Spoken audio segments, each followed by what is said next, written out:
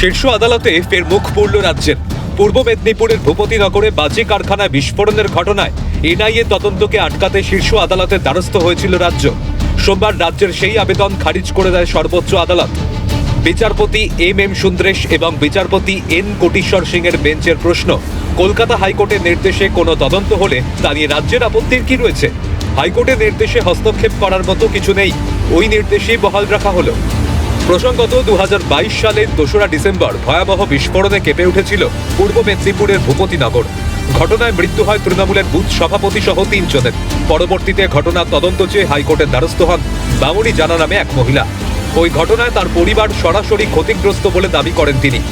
থানায় গুরুতর অপরাধের অভিযোগে এনআইএ তদন্ত চান বামুনি জানা। এরপর গত 9 ডিসেম্বর কলকাতা হাইকোর্টের বিচারপতি শুভ্রা ঘোষ নির্দেশ দেন যে আইন মোতাবেক এই ধরনের অপরাধে থানায় কোনো অভিযোগ দায়ের হলে পুলিশ তা রাজ্যকে পাঠাবে, রাজ্য সেটি কেন্দ্রকে পাঠাবে।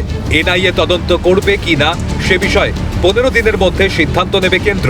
হাইকোর্টের ওই নির্দেশকে চ্যালেঞ্জ করেই শীর্ষ আদালতের দ্বারস্থ হয়েছিল রাজ্য সরকার।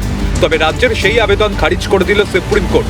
আদালতের এই নির্দেশ রাজ্যের কাছে একটা বড় ধাক্কা হিসাবেই দেখছে আইনজীবী মহল। অভিরূপা হাজরার রিপোর্ট, ক্যালকাটা নিউজ।